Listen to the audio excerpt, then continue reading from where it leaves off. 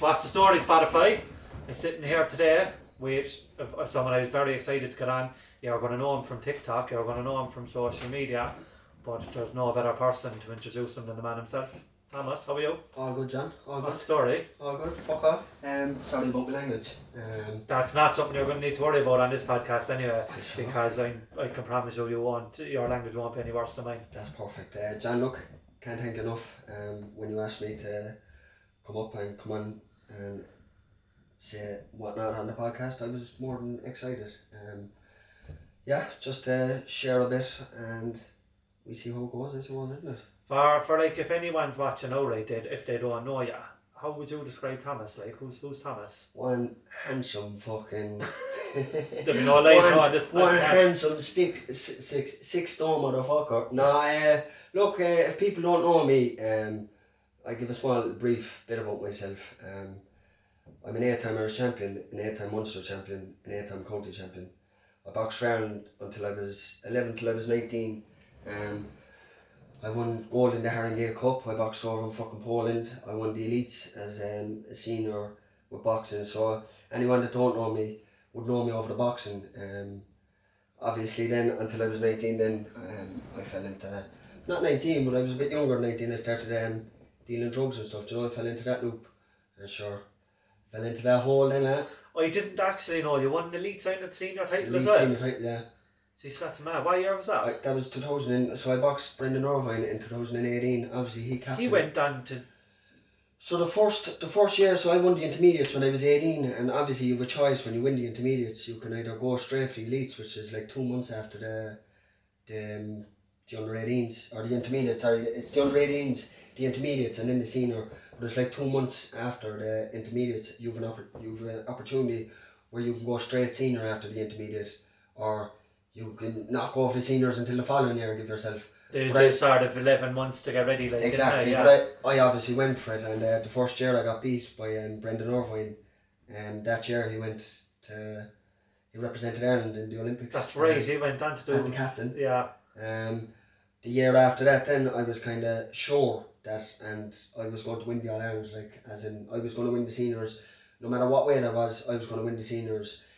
I fought a quarter-final, had a good quarter-final, I had a good semi-final, and the final then I was against Metcalfe up in Dublin. From watching Metcalfe when I was in his quarter-final, in his semi-final from the year before boxing Brendan Irvine and a couple of fights that I had before that, I was thinking to myself, this fight, kind of easy fight from what I was boxing against. Yeah. If I boxed it away, my ability, like, the final came, first 2 rounds I boxed the head out him, literally. Third round, for a senior final, for a third round to ease off. So you're boxing in it. I was told by my coach, John Morrissey, to ease off, as in ease off, that think you're doing enough, like, do you know what I mean? 2 rounds up, and then after it, I was beaten a split decision. The whole stadium erupted. Bernard Dunn came up to my coaches. He was the senior coach then. And fucking, they were saying it about a robbery, this and that. The whole stadium erupted. So I was quitting boxing. Then that's when I stopped boxing. But I was quitting boxing there, and then I'm training all year round for the seniors, for an All-Ireland as in general, like, and then to be robbed. So what happened with that was, the day, would you believe it or not now, John, the day I boxed in that final, up in Dublin, Bernard Dunn came up to my dad saying whatever about the decision, we want Thomas to come up to the Sports Ireland, the Irish team, for the next 2 months, go over to America to box 3 states. But sure, I was too stubborn, and I was there, I'm not going, like, I was after getting robbed and training all year round. I'm not going, like, and sure, what did I do? That night I left Dublin, and sure, I went away and got made a coke. I was selling coke at that time, but I weren't taking it. And sure, I had nothing to lose then. I was after losing what I trained for all my life as a little young fella, like. Sure. And was that the start of the sort of decline? Oh yeah, that was the start of it then, like, that was the start of fucking, so they were trying to get me up to Dublin then, and I was just coming up with every excuse. I was telling my dad I had no passport. I was saying my passport's out of date. My dad was there saying I'll renew it. I was just coming up with every excuse. It was just, yeah, that was the downfall from that. It was just training so hard, John, and training flat out to get robbed in the biggest fucking fight of your life, like, do you know what I mean? So. And like you're talking now, right? Is it like, was it just like a straight chop, like the boxing was just dropped? Yeah, so but it wouldn't have been just dropped, as in just dropped like that. But yeah, straight away I thought I'm not boxing no more. What's the point of me training? I used to train 3 times a day, 6 days a week. I used to have 1 day off on the Sunday. And I used to train at 6 in the morning. I used to go for 4 mile before school. I'd go to school then till 1 o'clock, and I had a membership up in the gym. But the gym was only just literally the school gym. So I was bunking school, doing my second session then in the gym. And then I'd have boxing towards the end of the night. Like that's like straight away like the first thing that comes out to me, because when you're saying about like what does it do to the head to go from that level of discipline and that level of structure with your day, like you're saying you're getting up at that time, you're running, you're going to school, you're going training, and then you're probably boxing training in the evening. To just cutting it out, like it's, what does that do to the head?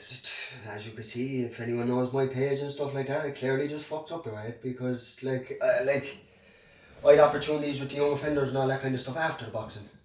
Do you know what I mean? But I was still I was taking drugs and stuff like that. So when did that come about, the young offenders? When I was 16. So I actually got offered to do so remember I used to post videos there, pranking my mum and stuff like that, wind ups and stuff like that. So I done a wind up, and someone actually got they couldn't get in contact with me, so they got onto GMC. Because remember I used to Thomas McCarthy, the rapper, I used to do rapping with him. So we had a fight night there when I was 15, 16, and it was for suicide awareness or whatever up in Mayfield. There was a big fight night, and so I rapped before I went into the ring. So I rapped before my fight. What was better, the rapping or the boxing? A bit of both, like. I don't know, I heard MC in there before, and I'd say the boxing. Jesus, the boxing was definitely better. No, of course, 100%. But no, like, I was the young offenders. They came up to my house when I was 16, and sure, that's when I started fucking dealing drugs and stuff like that. I weren't dabbling the drugs at then. I weren't taking drugs at 16, because growing up, John, where I'm from, like when I was 11, like I'm from Mayfield. I'm in the roughest part of Mayfield. Like my park is the roughest park of Mayfield. Like it always was. That and the park down. Like, do you know what I mean? Growing up, I was bullied. Growing up, I weren't this fella that was a fucking champion or this and that. Like growing up, I was a little fucking a knicker, as you could say. Like, so I go up and I get hit and I'd run home and call my mum. Like, they say, "Mum, I think that my mum would go up and help me," or do you know what I mean? Stuff like that, and that just weren't the case. And like my dad, as the fathers back then, like, is old school and stubborn, do you know what I mean? Back out the door. So it's out the door with a hurley, like, you know. So I used to be given a hurley by my dad. Someone hit you, you won't, and you hockey him around the place, like. But I just didn't have a chance, you know what I mean? I was just like one of them kids that I just didn't have it. Like, as in, I didn't want to fight, or I didn't want to be fucking. I mean, it's normal not to enjoy confrontation. You know, like there's a big difference between stepping into the ring and fighting, exactly, and fighting on the street. It's exactly. two different. 100%. But like growing up from Mayfield, I was bullied, and my uncle, when I was 11, opened up a boxing club, with Spage, Digo and Danny and whatnot, and I joined the boxing. Was that Mayfield club? Yeah, that was for self-defence. But would you believe it or not, for a fella that was bullied, I was the first county champion for Mayfield. I was the first Munster champion. No, the new club that obviously Mayfield had a club 40 years ago. Yeah. Do you know, but the new club that opened, the Mayfield, I was the first county champion, first Munster champion, first Irish champion, first fella to represent Cork, first fella to represent Munster, Ireland. Like, so, for a fella that was bullied and for a fella that couldn't hold himself, I joined boxing, and it just clicked with me. When you walked into the gym, the boxing gym, like, was it like, did you know you had it as soon as you? No, I was just like, you know me, I'm a pure ADD riddle, like, so it's just me running around the gym, like, do you know what I mean? Sparring, you're just going in thumping head off. As a young fella, you're not thumping head off each other, do you know what I mean? But I was just going. My mum was probably sending me to the gym just to get an hour break. And was Danny coaching then? Danny weren't at the time. At the start he was, he was, and then he left for a bit and then came back. But sure, Danny was like, sure, Debo was literally 2 minutes up the steps, and Danny is literally down the corner of my You're house. a good company. So we were in, I was well looked after. Like, I used to be in Danny's house every second. I used to be getting fed in Danny's house. Like, I used to be eating my breakfast, dinner in Danny's house. How long, what age were you started boxing? 11. And I was 10 and a half, so I had a half year training before. And then you were an adult then when... An adult when I started coming into fucking addiction and all that kind of stuff. So now again, look, and I said this before, right, I don't want to spend the whole podcast talking about addiction, exactly, yeah, of course. Drugs, Jesus right? Christ, If people yeah. want to hear that, they can Want go my on your page, TikTok, like, right? exactly.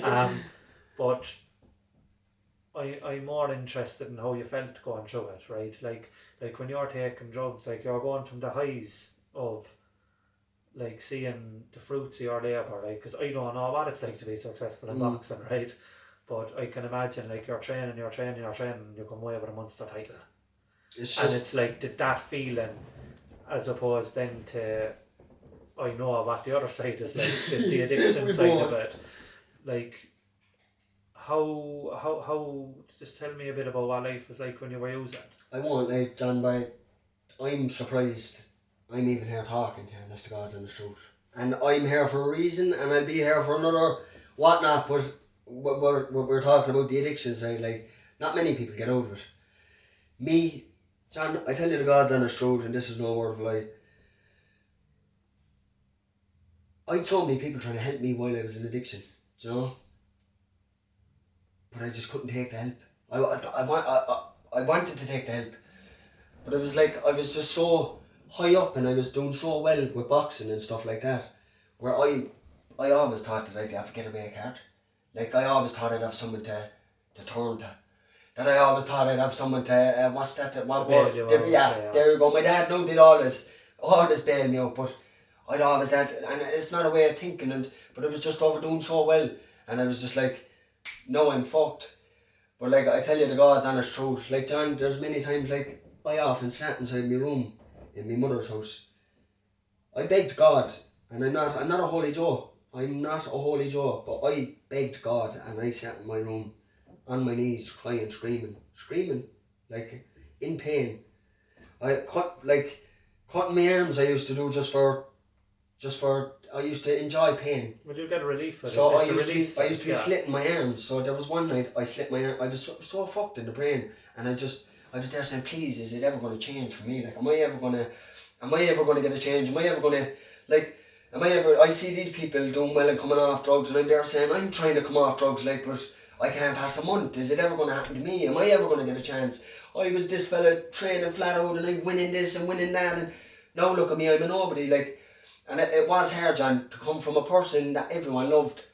Like, all my family loved me anyway, but a person that was well known, and a person that was... well, you're adulated in your community, like, we look up to our sports people, like, especially in Cork. And then as well with the wind-ups and stuff like that, I was viral before viral was kind of a thing, John, like, because when I was 13 and when I had a little flip-up phone, I was pretending to dress up as my mum and stuff, and to play off my mum, do you know what I mean? All that kind of shit. But I was so high, and I was like... I'd so many people that wanted to be around me, and I'd so many people that, when I'd walk into a group like that, that's Thomas and this and that. And then it came to a stage, John, by where everyone turned their back on me, It was like, and sad to say, like, my own family turned me back on me, like my own family are the only people that were there for me, but, like, I'd always expect them to be there for me, and it was until where, and my family would not admit it, but they had to give me the cold shoulder and be like, 100%, yeah. Tough love. This is it, like, that's it. And John, I tell you the God's honest truth. It was either death or jail, and that's the way it was going. Well, they're the only two options, really, but was there, when you're looking back on when you were using, right, when you're looking back now, from the outside looking in now, can you see what you were chasing from the drugs? From the drugs? Yeah. So, like, what were you getting out of them? Jesus Christ, John, but I don't, nah. Like, even when someone even mentions about cocaine now, but it makes me feel sick, and I'd be there saying, how did my family pay thousands for this? It's like I'm after taking so much of it, John. It's after put me homeless. Do you know what I mean? It left me with nothing. I lost my 2 kids. My dad blew up in a car. Same day my kids got taken into care, it left me with nothing. And it just changed one morning one morning I got up by it, and I don't know what it was, like I tried to change every single time. I couldn't pass a month. I'd say it was my body was just drained. It was drained of wanting to die. It was drained. There was twice I tried to commit suicide. One, tried to throw myself out my bedroom window. One, I tried to throw myself out the bedroom window, and once I tried to hang myself, and the rope snapped. And that's the only 2 times. But I'm a firm believer where if you want to kill yourself, you kill yourself. And at that point, the moment, John, I did. Yeah. The rope snapped the first time, and the second time my mum came in at 4 o'clock in the morning, and I'd cuts all up my arms, and I'd a plate of cocaine up the table, and my mum just looked at me, and she was there, right, I'm ringing an ambulance, and I'm just there, look what I'm putting this woman, it's the amount of shit I'm after putting my family through, myself through, my kids through, like, I feel sick when people even mention drugs, John, and that's the God's honest truth. I don't know what it is. I went to treatment, I relapsed today, I came out of treatment. You know, so like I was in treatment for a month and a half. Was that the nuns in Kilkenny? Oh, the nuns in Blarney. So I was out in the nuns in Blarney, but a week before I got into the nuns in Blarney, a week before it was my birthday, and I had an opportunity to either go to a brewery a week after my birthday or go to the nuns a week before my birthday. So I was either stay for my birthday, go in the bag for 3 days, and then be found in a ditch. Not in that way, do you know what I mean? That's the way I was going, do you know what I mean? So the amount of pain that I'm after going through with drugs, John, it's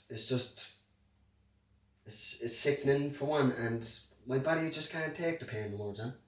Do you know, it genuinely can't take the pain no more. My body's after been abused, and there's so much drugs gone into my body where it's declining, like. Even when people talk about it, it's declining. What was the mental side of it feel like? Jesus Christ, John, I'm still not right. Do you know, because like I know you a while now, and you're such an uppity fella. Do you know, like you have a spring in your step, like, do you know. John, you're the same as me, you don't do too well sitting still, like. No, John. How like. I'm still finding a way of getting that back by it, and I'm nowhere near where I want to be with that sense. I'm nowhere near, but I'm getting there. Because you're a very positive fella. I'm getting there, and I'm positive, I'm positive, but I'm filled with negativity, like, because I tell the God's honest truth. I'm positive for like everyone. Except yourself. Except myself. And was that the same when you were taking drugs? No, I was on. No, when I was on drugs as well, John, I'd fucking have my heart with anyone, but I'd fucking. That was the vibe I got. Like, because I'm saying, like, we always lose, like, everyone lost a bit of themselves. But you, John, I mean, I think you came out of it with a lot of personality. Yeah, you know what I mean? Bipolar, fucking split. No, I've about 15 personalities anyway. That's definitely from the drugs, like, because my family and my sisters will laugh at this, like, my sisters can't stay around me for half an hour. And not even joke, like a half an hour and it's that, yeah, I'm gone, lovely to see you, brother. Won't blame them, because I'm out around, I'm like a fiend on fucking crack. Not even joking, I'm walking around the house and scratching and not in that, but like I just riddling ADHD, do you know what I mean? And then if something's not going my way inside the house, then it's just like. It's just and do you think it was? I suppose it was the boxing really that kept you straight so far. 1,000,000,000%, and one like while I was in addiction, like before I became a drug addict and whatnot, I was an 8-time Irish. Well, I was an 8-time Irish champion boxer. Like I was the only fella to win a senior title in Cork in 30 years. Michael Roach was the one to win it before me, male. I was the only one in 30 years. What does that tell you about the good that a boxing club can do for the community? It's sickening. I'd won. What's that thing when the guards arrest you? One conviction. I'd one conviction, and then I'd one conviction before drugs. How many convictions do you think I have now? Over 50, all from drunken disorders, public order. And do you know what, John? It's not even that way. I was a menace to myself. Yeah. Do you know what I mean? I wasn't towards. Yeah, you're not a bully. Like I don't think anyone. I think it was more out of. The question I'd asked you a while ago was like what you were looking for in drugs, right? Is that like a lot of people fall into drugs and they chase identity. A lot of people love having drugs because it means people have to get onto them for the drugs. Do you know? Yeah, that's true too. I'd say no. Do you know what it was with me, no, John? I'd say my body just says, fucking no, Thomas, you're after winning in the boxing and doing what in the boxing, you're after in an old film, fuck it, get fucked from drugs for a while there and see how you get on. What was the young offenders like? Oh, I'm not even joking, and this is my 2 kids' lives. I'm not messing here now, right? When I was in addiction, right? So I was in the young offenders at the start. So when I went for the main... Was this for the movie or the series? So, for the film. Yeah. Right? I was only an extra. But obviously as you say, my personalities and stuff like that, I was making a whole lot of them laugh when I was down there, and I was only an extra. So I was just there making this fella laugh, and I was only an extra. So then the fella that Peter Foot, he actually made the film and read it himself. He made me a character, my own character, by just out of seeing me getting lunches and stuff like that. So he made up my own character, and he made the boys come up to my mum's house and say, look, we want him as this person. How did it come about to go into the young offenders? Did they come and find you? They came to me. They got onto GMC. The bit of stuff you were doing online? Yeah, all the online and the winding up and this. They wanted... I was boxing in an All-Ireland final, and as true as my dad, if my dad was alive now, he'd say it straight out. I was supposed to go for one of the main parts of the 2 boys in the young offenders. So they got onto me on about there was an opening for the 2 of them, Conor and Jock. And I was boxing up in Dublin in the All-Ireland semi-final. And they rang me from Dublin and said, look, there's a main part in a big film in Cork. Do you want to come for the audition? It's happening tonight. So I was like, look, if I get beaten in the semi-finals, I'll come down. And I said, but if not, I'm staying up there. Sure, boxing was my number 1, and I ended up winning. But sure, what did they do then? So they rang me and they says, look, the part is gone anyway, but the director really wants you in the film, like, so he wants to and that's what I'm on about. He made another part just as me, made my own little character. So what was, because I'm trying to think, I went to see that film in the cinema. So at the first character, I'm the only fella now, and this is from, so anyone, if you're going to comment under the yoke or whatnot, I couldn't give a shit, because this is coming from a director that directed the film. He said to me that normally when you're on a film, he's the fella that writing film and doing films, so if you're in a film, once your character is gone, it's gone. So if you're leaving the show, if you're leaving the show, you're gone, like, good luck, like, that's the end there. So I'm after coming into as 3 different characters. So the new 3 one... separate characters. Because I knew you'd been in the Young 3 Offenders. separate, sorry, 3 separate ones. I just assumed when I heard you were in the Young Offenders, I just assumed, because I stopped, I didn't watch, I think I watched a bit of 2 seasons ago, right? Because I don't really get a chance to watch Hope I'll Tell You anymore. But I know there was an episode where they were training on the boys for a fight. That's the one with me. That's why he put me into that one now, like, JP the Killer McCarthy. He writ that just for me to win it because I was a boxer. And what was that like? Was that fun? Fun, bro. I'm telling you, right? I was getting 500 quid a day, right? There rings my phone. And look, I swear I'm not even joking. My kids' lives rings the phone, right? Now, bear in mind, I in the height of debt and height of addiction. It rings the phone. We've big part anyway in the young offenders. So there's me, jackpot, strung out in the height of debt. I was there saying, lovely money coming into me. So I says, what are you like for a morning person? They says. I said, morning person, me. I knew what they were getting at. No way, I'm not a morning person anyway. That's no problem. So you'll have to stay in the Mountain Hotel for a week. You sure? Down with your man Connor, Jock, and then one of my old Irish coaches had to come down doing pads and train the boys to do a bit of boxing. What were they like? Were they any good? Oh, bro. They're actors, like. Your man Jock, he'd vouch for this as well. He asked me, he came over to me after it on, he goes, look, you're high up in the boxing, like, could you just try on the gloves and come in and spare me? As in a proper spare, like, and I just want to see. Just to get a taste for it. So I just gave him a small bit, I wouldn't, like... Because he probably had 15 kilos on you as well, would he? But not even that, and they're holding their hands like that, you'll break their rib. You know what I mean? But regardless of that, 500 quid a day now, listen to this, and I'm not lying to this. No, I'll never get into the young offenders again now when this comes out, because they obviously didn't know this. Well, look, I'll give you the chance to stop now if you want. No, bro, I don't want to, I'm going for bigger and better things, right? I've been there, done that, wore the t-shirt, it's for someone else now. €500 a day, you're allowed, so whatever food you want in the Mountain Addy, you just say, can I have a steak and can I have a pint, 2 pints. So I was getting 2 pints every call. You just put it on as I'm with the young offenders. So everything you ask for, you just paid for.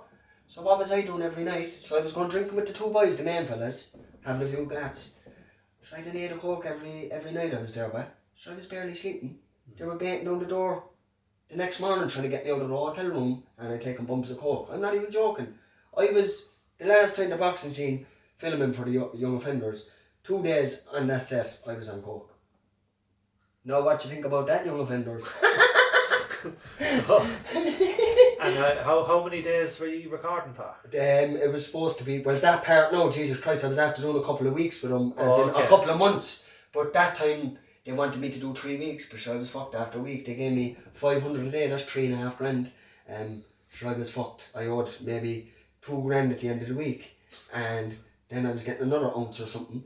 But I weren't reliable, John. Yeah. So they were offering me all parts of filming and stuff like that. But it weren't fair because these people were coming up. I was filming for a week, and then I was the main character for this week. But then next week I'm not there, and the main character is gone. And sure, I was after ruining a week's filming. Do you know what I mean?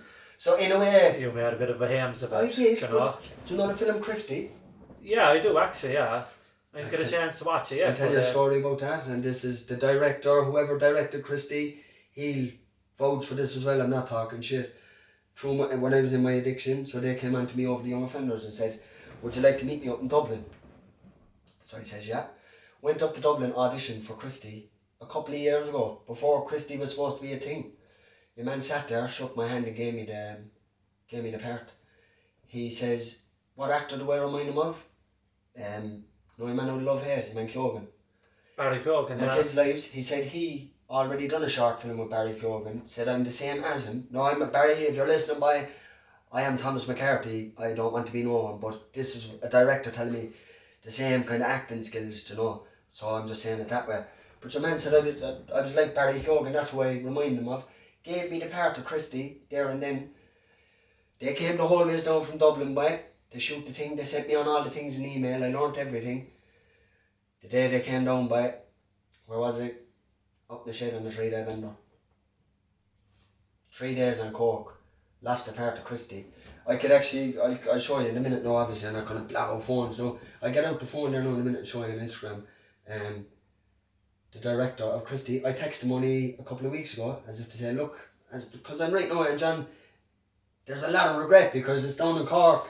This is what I wanted to ask you. Was there ever a sense as you're going through it, like, if I had my shit together here, I could do so much things, I could John. be. John, I'm just telling you. But even with the like with these things, like the opportunities seem to be finding you. But it's just not taking it, John. There's something itching my brain the last couple of months. I don't know what it is, but and you might think you know, some people say manifest, right? I just done a gratitude list there to start. I'm 10 months sober and I'm 10 months off cocaine and tablets on the 27th of this month. At the start, when I just started to come clean, at the start of my addiction, what was I just going on about there now, because my brain? We were on about Christie and then you moved on to your gratitude list. Oh yeah, so I said I was going to... The manifestation. I'm going to be boxing at the end of the year.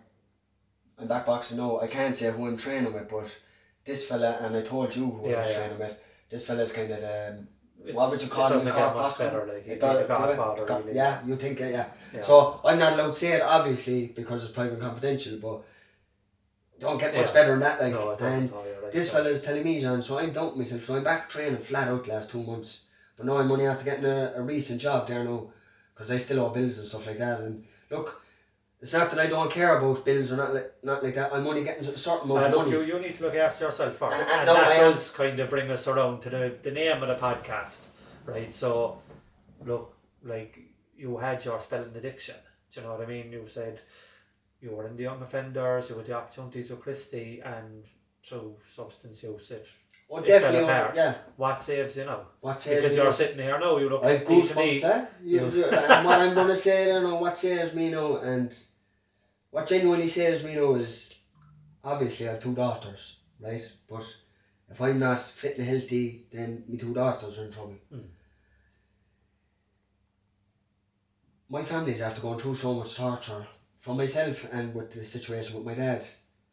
It's just, John, and that's the God's honest truth, to walk out the door and to have peace and happiness. Look, I tell you the God's honest truth. I don't have a euro in my pocket, but the peace and happiness I have, I can get up. Last year I couldn't get out of bed.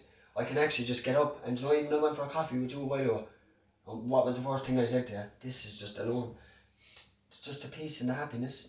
Just that's it. That's what saved me was my dad dying. The way I was going, John, genuinely, before my dad died, there was nothing saving me. Yeah, we did talk a bit about your dad off camera, and you said it was a massive turning point for you. Yeah, like, I could not, when my dad was alive, John, my dad gave me fucking tens of thousands and drug dealers tens of thousands, and I'd still get in debt and whatnot, and still want drugs and whatnot, and this. I could not change. And then when my dad blew up in the car and died, it's like nothing to me now. Not even in that way. Like, can you identify any, like, when you think back, like, because that was a question that I was kind of had on the tip of my tongue. Like, what was the catalyst for you to say, I've had enough of taking drugs, I've had enough of owing people money, I've had enough of everything that comes with the lifestyle? Do you know what now, John? I tell you the God's honest truth, right? At the start, obviously, you're enjoying it and stuff like that. Then it gets out of hand. But like, there was people stopping me with my kids, and I'd have to run, like, with my kids, with the buggy, and I'd run with the kids, and that weren't even stopping me, John. And like, I'll tell you there, in the space of a week, like, what happened to me in the space of a week, right?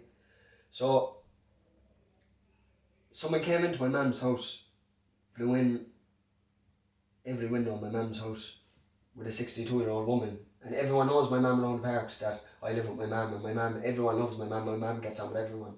But they know my mum is there. So they blew in all my windows. And my mum, I'm a mummy's boy, and my mum, like, I have golden balls, my sisters say, when it's got to do with, my mum, Thomas can't do anything wrong, even when Thomas does wrong, he don't do wrong. My son, and yeah, so bad. But it is what it is, like. So I'm a golden balls, and for people to come and blow in my mum's windows, and then my mum, like, she didn't kick me out, John. But it was just the safest thing. It was either she was going to have a heart attack, and I didn't want to be the fault of my dad, because my dad died the way he died. I am put my mum through all this torture, so if my mum do die of a heart attack, it is from me. So I was there, look, mum, it's time for me to, look, I'm sorry, all the windows blown in.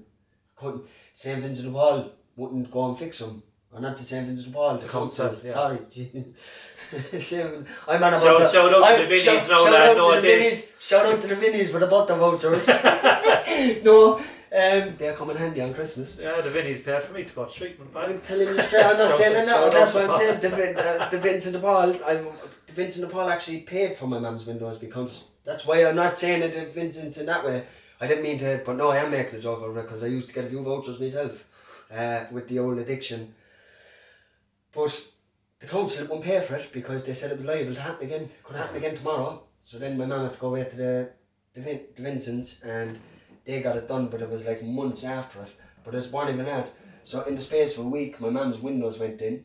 I had my small one in the space of that week. Like, I don't know what day it was, but it was in that week. Yeah, so all the windows went blown in. All the windows got blown in. It could be 2 days after that. And I sold 2 bags of coal, belonged to my mum, from the Vinnies. So my mum had coal from the Vinnies, and I asked my mum, could I wouldn't sell her coal, or that's an awful way, that's where addiction brings anyway, don't worry. No, but like, I asked my mum, could I sell my mum's coal so I could go and get a bag of wheat? But my mum obviously says yeah, like, so 2 bags of coal there, got 30 quid or something, like, I could get a gram of weed. But I got my small one to sleep, my oldest one at the time, and my mum put her into my mum's bed, and with 2 days after the windows going in, I texted the page asking for a bag of weed, a gram of weed or whatnot, and they brought me down to by Danny's house. So when I got to Danny's house then, they says, oh, we're up the road, up the hill. So they brought me up by Debo's house then, and then they says, come down by the steps. So I was there, are you going to fucking give me the thing? I didn't know I was getting set up, like. So when I came to the steps then, it's like, that's where my house is. Just at the end of the steps, so I was like, they brought me all around in the loop to get a bag of weed. I have the cash. So I seen a fiend standing there then with a ballyclava and a bell hook. So when I seen him like that, I was like, oh, I'm dead, like. So I was going to turn to run, and just as I was turning to run, they were buying the houses, 5 of them bandied up with golf clubs. So that was 2 days after my windows got blown in. So they battered me with the golf clubs, 5 of them, broke a bone here, and a bone in my knee. But I was lying on the floor for 3 hours in the rain, I couldn't get up, I couldn't stand. But that was 2 days after the windows went in. And then towards the end of that week, I went into the Simon, and I was in the night link, and towards the end of the weekend, so obviously I was fucked from tablets and whatnot, and I was a lost cause, John, and like the way I was going, like growing up, heroin, like we'd all hear about heroin, and you'd say, the minute you hear about heroin, oh jeez, that's the worst drug going, that's the worst drug you can take.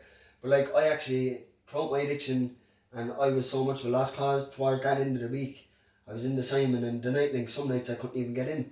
So I was sleeping across from the thing line on the floor with a sleeping bag. No, I didn't do it for long. It was like 2 weeks, and I ended up meeting an alcoholic on the street by the Mercy, and he took me into his house. This was the fellow we were on about there in the car before we came over. Definitely, yeah. There as well. So and then he took me into his house, and then I rang my mum then, and I was like, look, mum, this is where I'm at. Towards the end of that week, I was in the Simon and whatnot, and I was gonna actually, I can't swim, and I was actually gonna fuck. I'd enough of life, John. I can't swim, and I was out of my head in tablets, Tranix. I was actually gonna fuck myself off the bridge, so I was just getting ready to jump up over the oak, and some black fella came over and grabbed me, and he says, hey, like, you don't want to die, like, you don't want to die. There, you fucking don't know me, I don't want to die. Leave me alone. And then he was like, look, I lost a child. He says, I'm still not right since I lost my child to suicide. He said, and my mum lost a child as well to Cartet, and she became an alcoholic over it. So the minute he said that, then it just made alarm bells ring. And I was in your man's gaff buying an alcoholic's gaff then after that, and I just rang my mum by, and I started bawling, crying to my mum, and I just said, Mum, I've enough of this pain, and can I please come home? Like, I was there. She was there, look, you can come home, like, but you just have to pay her debts. And to anyone out there, I'm still in debt, but I am 10 months off cocaine and tablets. I am doing so well. I'm not leaving no one take this away from me. I'm only just after getting a full-time job. You will get your money. Everyone that I owe, you're going to get your money. But, like, it is what it is at the moment. You're working towards it. Yeah. I am working towards it, and I haven't forgot about the people I owe. And what are they? So you're coming up now on 10 months clean. Well done. Fair play to Thomas. 10 months. What? How do you maintain it? Do you know what now, John? And this is the God's honest truth. Anytime I get hard, anytime anything. So I used to go to meetings, as I said, 5 days a day. I don't do that no more because it was all too much for me, and I have to learn about my own emotions and stuff. And John, I don't go to doctors no more or anything like that. Not that there's anything wrong with doctors or not. Look, we were put in this earth as Adam and Eve, not Adam and Steve. So basically, like, you're put in this earth without fucking doctors and all this. Like, so, do you know, years ago there, when you had problems and all this, there was no doctors or any of that shit. Do you know, it's like, there was none of these tablets or any of these things when your fucking head is at your... I think that's why the suicide rate was a lot higher back then as well, though. Well, that's true too as well. You know, like, I never ever put down medication, but it's not for everyone. It's not for everyone, because I'm not saying it that way. Especially when you're going into medication was a big part of your problem. There you go, that's what I mean. No, medication for some people's mental health and stuff like that, John, and people that don't have an addiction and stuff like that. Yeah, but for me, I just can't. Yeah, I'm 10 months doing well now, and what does it for me? Sorry, John, I rambles. Look, I have 2 beautiful kids, through addiction. I lost through addiction. The day my dad died, I lost my 2 kids. They went into care. I got them a week back. I had them for 6 months after my dad died, and I was still battling addiction. I had a mental breakdown, and there was 1 or 2 things went on in the outside of my world that I couldn't cope with, and I just fucking, everything got a hold of me. My 2 sisters have my kids now. What stops me from taking a drug now, John, is, as we were talking about homes. Who wants to sleep on the floor? 100%. Do you know what I mean, bro? Like, do you know, like, from a fella that was boxing in stadiums with 500 and 600 people in stadiums, and people coming up asking for pictures, and people coming up asking for this and that, and you were on this film and you were that, to a fella lying in a sleeping bag. So like that's where it leads me, and that's where drugs brought me. So I've a chance now I've everyone back in my life. I've promoters onto me about being a professional boxing, the whole lot. My 2 kids have a second chance of being a parent now, John, again, sober parent. So I have a second chance of giving my children the right life, John. Do you know what I mean? They're innocent kids. They didn't get asked to be brought into this life. They weren't planned. I didn't plan them to come into this life. Like, do you know what I mean? I weren't planning to have these kids. I was in addiction when I had the kids. So what age are your kids? 2 and 5. Oh, that's nice. 2 that's girls, nice, sissy dick. Yeah, no boy. It's funny now, because I only heard that saying for the first time in the last couple of days, and that's the second time I've heard it. Well, I tell you about fucking hell, like I got told the first time that the small one was supposed to be a boy. Yeah. I don't know was that mean whatever fuck from drugs or whatnot. I was getting told lies or whatnot, but I believed in a lot of shit. But it is what it is. And look, I'm 10 months doing well and whatnot, but. And what are you looking at for the future? What's the plans? What's going on? The future, John. The future for me at the moment, I don't have a future at the moment, John.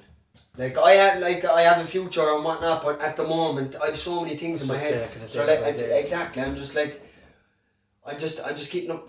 My mind is fucking open to anything, and at the moment, I could go here in a minute and tell you I want to fucking do Mount Everest next week. That's the way my brain be like. Do you know what I mean? So this thing now that remember I was telling you I have something in my head. Yeah. So yeah. this week there now, I only done 12k 2 days ago. So I have this thing there now. So I'm gonna run on Saturday. I'm gonna get up at 8 in the morning. I'm gonna run from Youghal to Killa, which is 10 kilometres. From Killa to Middleton, from Middleton to Carrigtwohill, and from Carrigtwohill to Mayfield. So I just got that. That's like 51 kilometres. But I'm not training for it. In the one day. In the one day, no stopping. I'm not training for it. But what I'm just trying to say is, if you put your mind to something, you can do it. 100%. How I got talking to you was you sent me a message first day on TikTok. Yeah, what? I want to talk to you a bit about the TikTok, because that's really how you, I suppose, came back on the scene and sort of blew up, because you said that you'd been doing the pranks and stuff on your mum and stuff. Like, TikTok really as a platform seemed to suit you. TikTok is like my counsellor. I'm not even joking, John. I swear to God, and this is no word of lie, right? I was so fucked from life, out of nowhere. I was there, there's nothing going for me no more. I lost every opportunity. The Christie thing, lost that. This was all of my addiction. I lost every opportunity. I was there.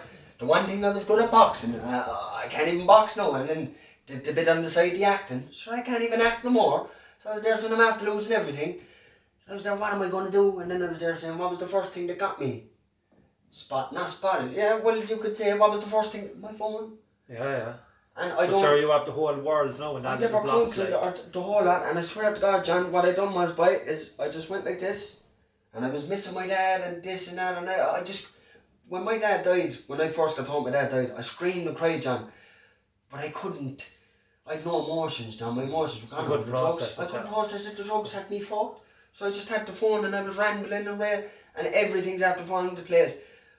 John, my own life only now is starting to change, and I see changes, and I see the change in me, and do you know, I'm not even joking, the amount of people on this phone, and obviously over the way my page is, I can't say, and I will never say who texts me or what. Yeah, of course, yeah. The amount of people, bro, that's after texting me, and that I'm after having conversations with. Like last week there now, I was freaked out of my brain, John, and there was something bad happened to me. Not bad happened to me, but my brain. Something happened that day, and some fella texted me saying that he was 7 years clean and he's thinking about going away and doing whatever and whatnot. I talked with him for 2 hours, John, heart to heart with the two of us.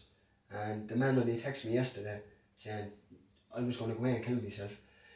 Do you know the amount of people that are after telling me that they were going to go away and kill themselves, and that they say I'm after stopping it. I stopped shit, they stopped themselves. But I was there to talk and I was there to help, even when I couldn't even help myself, John. So that's the person I am. That's what TikTok helped me about. I pulled you on something when we first started talking, and you were struggling at the time. And for me, I was looking at it, you were trying to help everyone. And I said to you, Thomas, would you ever go and fucking help yourself? What do you think is the big change there? because you're a lot better in yourself now than you were, Tommy. Like At the when start, you know, obviously. Yeah. At the start even of the TikTok journey, Yeah. I understand that. Do you know what it is, John Boy? And this is no word of lie, boy. It's just, I got a taste of it. I see people I started, like, your man run 5k with Chris. So I was watching him in my addiction. And I was just begging, like, and I was there, like, looking at him do it, and looking at other people doing it. And then I was like, the person that I was before, John, like, I try to help anyone, and anyone that knows me, I do have a heart, like, and I think that's my best attribute, or whatever. Sorry about the big words. It's a good I don't know what attribute, attribute is, or well, look, you're one of the good things about you. that's what I meant, and that's what I meant. But I think that's what it is, and I could just talk to people, and people can talk to me, John. So I was seeing all these people, and I was just begging God, and I'm not a holy judge. I often sat there for an hour by just saying, God, can you please, like, you gave me the tools with the boxing and stuff, and I won this and won that. Can you just please give me a chance? If you show me the light where I can just see the small bit of a light myself, I know that I can help maybe fucking 50 other people. But it's not even about 50 other people. I was there, even if it helps one other person, John. But I know, whatever, I don't know what it was, and I don't know, but I just think that I swear to God, I just got this feeling, John, and I'm good with talking, and like you know more than me about drugs, John. Oh, thanks. We'll go on that. So not in that way. I know what you mean, like not in that way. Like you'd be a person that, no, sorry for saying it in that way, but from the way you'd be smarter than me. That's the way I see it, John. Manages intelligence. So from the way I'm talking to you, I didn't mean to say that in that way. By the way I'm talking to you, you know a lot more than me, is what I'm saying. You'd be able to sit down and study something more than me. If you were able to read into something, I'm better at talking about things. Yeah. You know what I mean? I'm better at sitting down and having a conversation with you about something. Well, look, everyone, one of my favourite sayings, right, is that if you judge a fish on its ability to climb a tree, it'll always be stupid, right? Which, for me, they can't climb trees, right? Like, I struggle massively in a classroom setting. I can't learn, I can't sit down, I can't have someone talking to 30 people and expect me to understand. Yeah, exactly.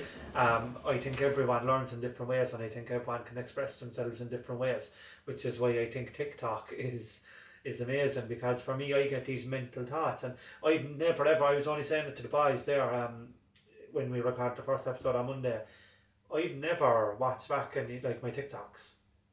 You don't? No, never. Well, to be quite honest, I've never recorded one, because I'll think into it and I'll delete it, whereas I think the reason why I had so much success on it was because I just fire shit up without funny enough, now you're just after saying that to me, because like the same shit happened to me.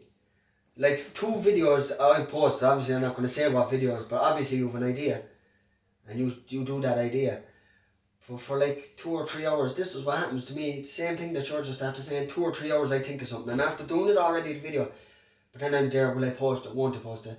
Then I posted, it's the most viral video on my thing, and I'm like, that's what you just explained there now was the key there now with my... I was rage, like, because obviously, like, the reason why I started TikTok was to try and bring awareness around men's mental health and stuff like that. Look at it on TikTok. No, it has gotten it's gotten bigger than what I expected it to, which I'm delighted about. But none of the videos that were getting popular were the ones of me talking about suicide awareness or men's mental health. It was like my first viral video, I think, was about the mozzarella dippers out in KC's.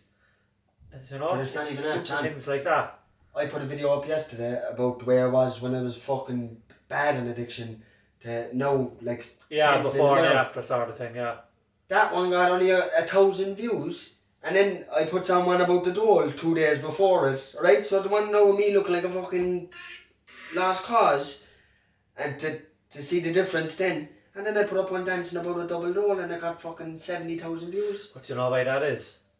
Because not everyone has the transformation story, but everyone jumps around the gap for the double dole. Not everyone has the double dole, that's what I want about, you know what I mean? Sure, this week nobody has the children's grant, the clothes grant. Is so, yeah, so I'm going to have a dance to that now in a minute.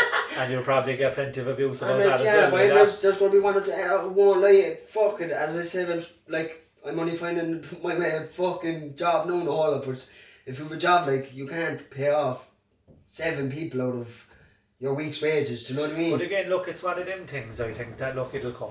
Do you know what I mean? Yeah, You'll but- chip away with it, but like, the most important thing is just to have your bit of peace of mind. And that's what I have, John. You but- have way more of that than you did the last time I met John, you. but it's not even that. I'd be fucking shaking, my anxiety, the whole lot. John, I'm nowhere near where I want to be.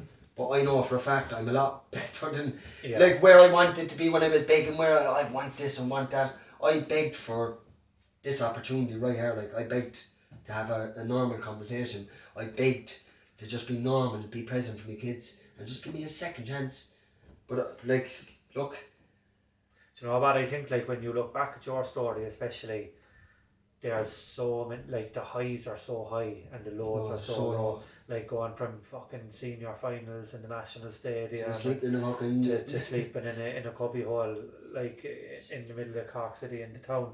Like, it must be nice to have some bit of a, like, and I'd say your middle is probably a lot higher than other people's middles just because of your personality. You know that, like. But for you, it's a middle, and it must be a nice place to be at, Tommy. John, I swear to God, when I noticed you said it, I'd say only the last month or two.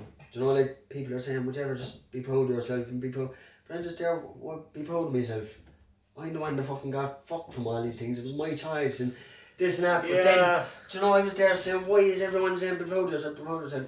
The last month or two, John, I actually sat back and I had a chat with this person, and the person will know what I'm on about. And like, I sat back and had a conversation with this person, like, and to be where I am now and to be where I was last year, it's like, no, I'm proud, and I actually am. Yeah. I can actually sit back and I'm smiling now.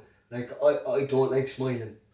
Do you know, I do not like smiling, like, but it's a smile because It suits ya. that's when yeah, when I get the teeth scrubbed, do you know, when I get the compensation bonding, yeah, then the teeth will suit me.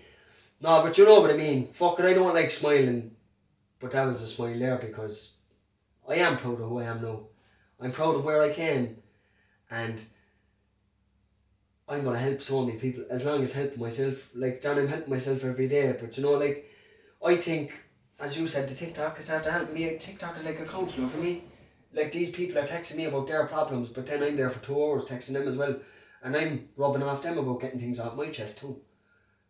Excuse me. So there's like, some person is texting me about, like, without fail every second day there's someone texting me on that page about. And is right, it's like I said, like, I sort of spoken to you before about, like, making sure your own stuff is sorted out before you're trying to help everyone. You're fucking tortured and you're trying to help someone else.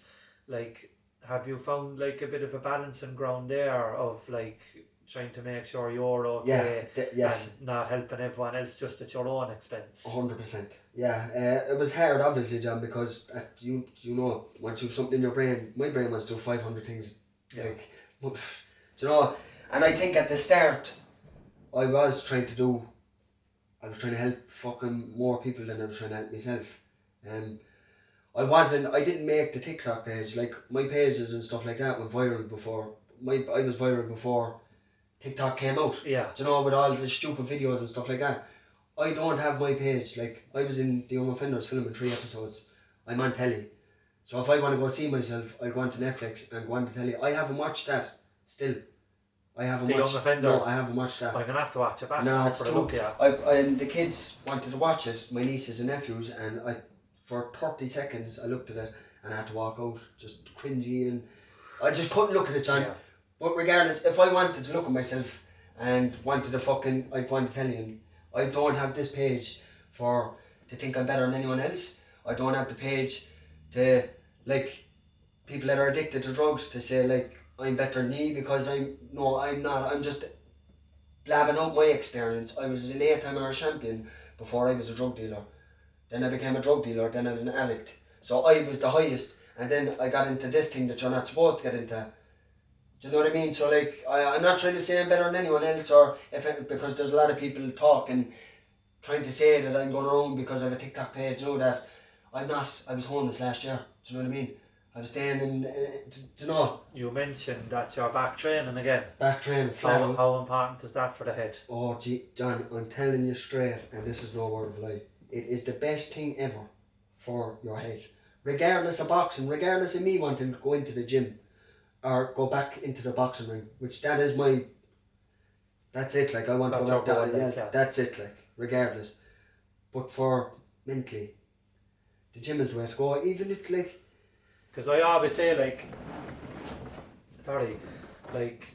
out of all the thousands of people around the country who regularly step into a boxing club, like there's a very small amount of them will ever fight in the national stadium. There's very small few of them who will win Munster titles, but it saves their fucking lives. John, it does. It's huge. But isn't it so crazy that how much it saves?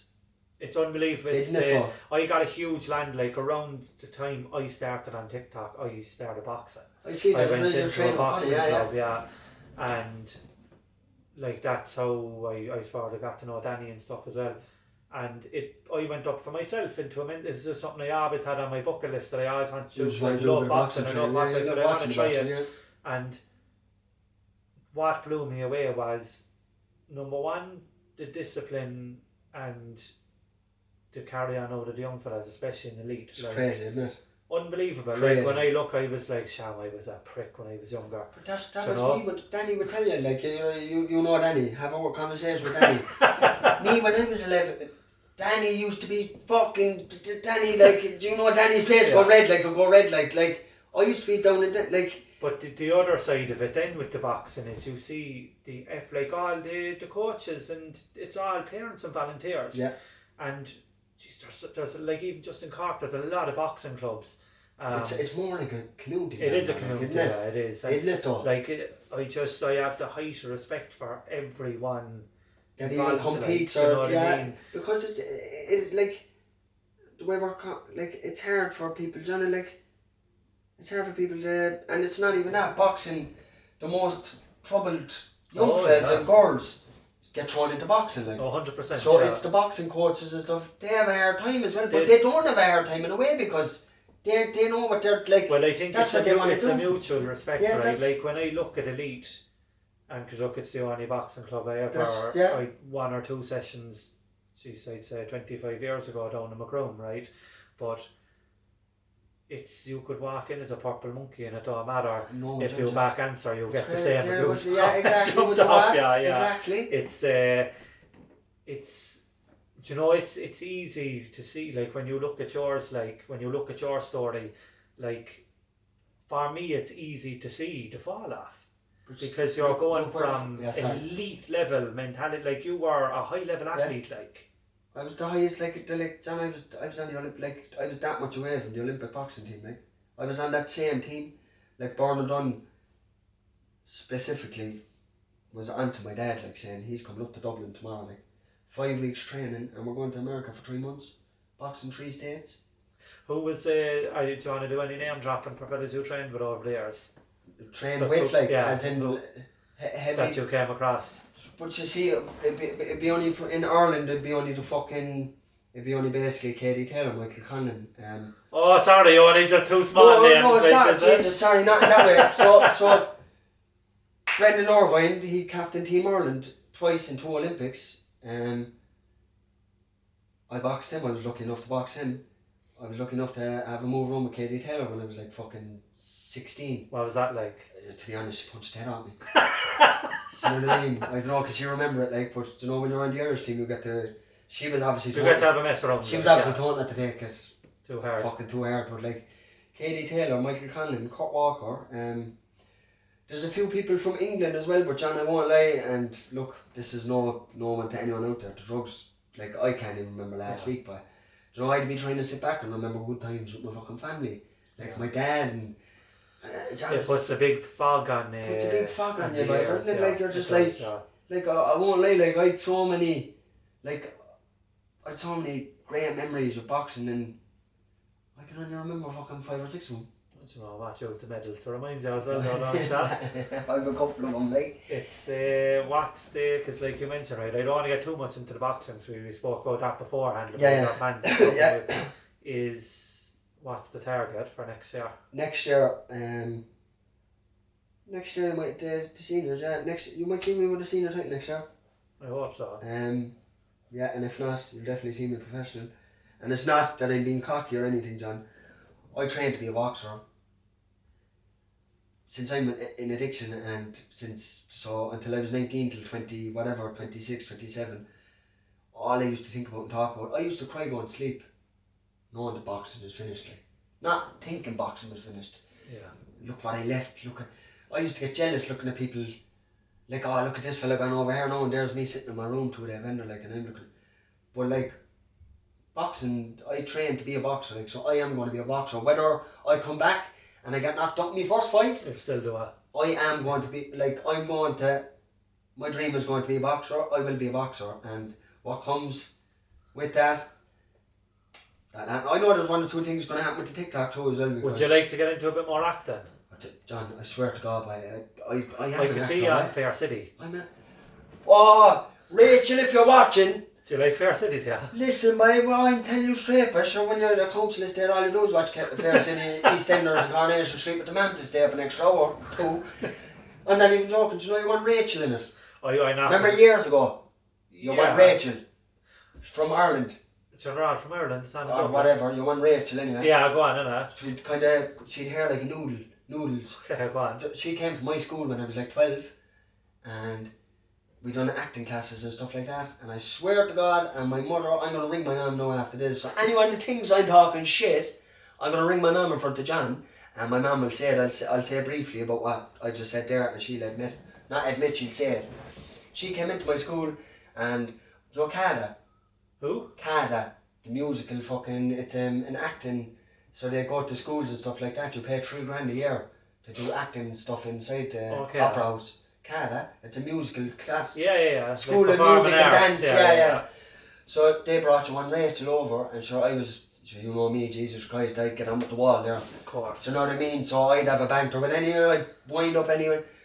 She came over, by the first day she came over to watch us all doing we were doing, I think, what's the Danny Zuko? What does he do? Danny Zuko in the. Oh, in fucking. Oh, come on! Is it the Dirty Dancing? Is it Dirty Dancing? No, but what's the? Grease Lightning. So I was Danny Zuko in that, or one of them anyway. And your one came over from Fair City to watch the class. Your one boy ended up walking from the school down to my mother's house with me. In Mayfield? Yes, from my school, from the Mayfield Community School. Walked down to ask would I go on to Fair City. I'm not joking, or audition for it. I'm sure I didn't end up doing it, but I swear to God. And then funny enough that you mentioned Fair City there, and anyone that's listening there are probably going to say, he's talking so much shit. But I'm going to ring him. Headhunted for Fair City. That's another one for the bio now. I'm going to... 8-time All-Ireland champion, fucking 1-time Fair City. 1-time Christie. 1-time Christie. 1-time young offender. Actual offender. Real offender. One offender. Fucking Tug Life, man. And did you think about it? I'm messing with the Tug Life shit now. Joke, obviously. 100%, yeah. Yeah. In it, bruv. It's exciting stuff for you, Thomas. John, no it is. And no I can see it, bro. And it's not even that, but I know, yeah, it is exciting. And as I told you, I said, I could go fucking big over selling a sock. I might go big over selling a glove.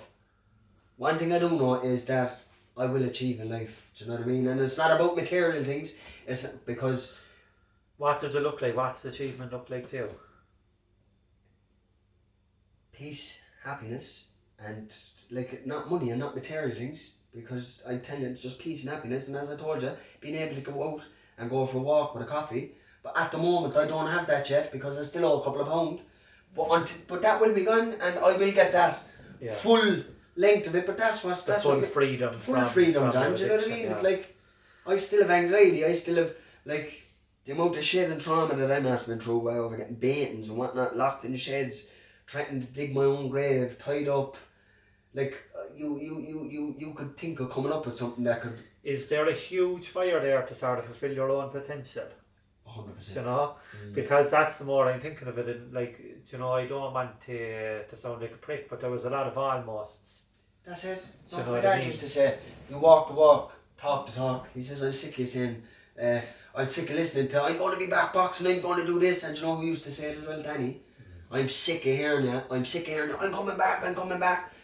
You're talking. When are you going to walk it? That's one thing that stuck to me before my dad died. He goes, Thomas, I'm sick of you. You're talking the talk, and when are you going to walk the walk? And now I actually am walking the walk. I really am now. I couldn't pass a month with boxing training, John. I'd make an excuse. Oh, I'm sore, I'm this, I'm that. I know, I can remember on last year sitting up in the... there you go. Exactly, there you go. No show, do you know what I mean? I'm a fucking bingo. But that's not it. I was all, I'm going to do it. And I talk the talk, I'd never walk the walk. But now, I'm back training 2 months boxing training, as in hitting gloves and hitting pads. I'm over the month. Between everyone and whatnot, September, the boxing coach that's training me now, he's training me to be a professional, but at the moment, I have to get a few Mickey Mouse fights and a few, not Mickey Mouse fights, but get the roughs. You need to have a few heavy spars. Exactly, do you know what I mean? So, I will be, I'm back boxing now, and I will be... I have one last question for you before we wrap up, Tommy. Excuse me. Right, if there's anyone watching, if there's anyone struggling, if they're coming out of a hole like what you were in, what's your bit of advice to them? My bit of advice to anyone that's struggling or anyone that's in a hole, look, I was one of them people, John, and it was only last year I was. And you know the way people say, oh, I hope, I beg and this and that, why can't it be me? I had all the help, I did know, I'm not saying that no one was there to help me, but when I wanted help, there was no one there to help me because the help was gone. The bridges were burnt all the time. So, if anyone's watching that's in a hole and that wants to get out of the hole, I know you're probably looking and saying, look at this fucking door play, yeah, you're out of the hole, it's grand for you out of the hole, but I was one of the people looking at someone on a podcast last year, John, and if I heard someone saying, what's it like to come out, what would you get, like, I'm 10 months off cocaine tablets, you see the video of me fucking looking like a fucking corpse. If I can do it, John, anyone can do it, and that's no word of lie. All it is just, you have to be honest with yourself. You know, you do have to be honest with yourself because there wasn't much honesty with me at the start. You can, I think anyone who's trying to get clean, there is a huge habit to sort of plamass yourself. Yeah, at the start. But when you really, really fucking, do you know what? If I can do it, John, I'm not just saying it and I'm not blabbing on. Look, if I can do it, I was fucked. I was taking 51 D5s a week. I was taking 51 D5s a week for about a year, 2 years. And I was fucked from Tranix. I never touched crack. I never touched heroin. I was in a house party once and I was so lost and I was so fucked from tablets where I asked for heroin. And thank God the person I was in the house with, they wouldn't get a fare. They wouldn't give it to me over my family. Yeah. Do you know what? You just touched on the Tranix there. And I remember actually, I was doing a couple of TikTok lives before when the short-lived week I spent doing them, so it's not too late for me. But there was a lot of people, because like, to be honest, like I suppose, look, I'm in the town every day, like I work on the streets and stuff. So it's like second nature to me, but there seem to be a lot of people who are actually unaware, they don't know what Tranix are. Yeah. So Tranix are, what Tranix are is, they're just, so there's no D5s and so benzodiazepines, So they're benzodiazepines, but they're mixed with fucking fentanyl. So they're fake. They're fake D5s and fake Xanax. Yeah, so they're made in a fucking shed somewhere, sold on the internet. So and what was, like, because you had your script for D5s, didn't you? So no, what I'll tell you about this, and I know what you're getting at there now, because this is exactly now, so you're going to say, what made me take the Tranix? No, I was going to say, what was the difference between your real tablets and your... D5s and medication that you get prescribed from a doctor can't kill you. No, if you take 21, you know what I mean. But you don't take them as prescribed, So you take a Tranix, you could lay on the floor and get a bad bang. Because you don't know what's in them. Yeah, because I swear to God, and I was on Tranix before I was on D5s. So I was on the Tranix first, and then I was in my room one night, and my mother was only coming in to check up on me, but my door was broke in my room. So even if I was trying to hide something or whatnot, or if I weren't, she's walking my door. There's no door. There's no door. You have no door, So when she was coming in, I was after getting 10 slates of Tranix off someone very close to my family. and very, very close. That would be with my mum and something. Yeah. And a weekly. That would see Yeah, my it's mum grand, on a weekly. So I actually had seizures by it, and only from my mum walking into the room and the door being broke. So she was only coming in to check on me. When you were seizing. I was lying on the floor, froth coming out of my mouth. My heart was like this coming out of my chest. So I didn't know what it was, and then the addict came out of me. So obviously I knew that you could get a bad turn or you could die from them tablets. So I knew then get on a script. Yeah. So then I got a script, and I was buying the script off a neighbour. So I'd buy the script a week before the script would be. So you'd always have a double, you'd never be. So I'd always have it. And I was taking 51 D5s, I'm lying, sorry, 31 D5s a week and 11 upjohns for the last 2 years of my addiction. Well, look, Tommy, you're like a completely different man now. Good Anyway, man, brother. come here, thanks very much for coming on the podcast. Thank you, I Thomas, appreciate it. stay Always, fresh, brother. bye. Thanks very much, bye. You're the man. Thank you.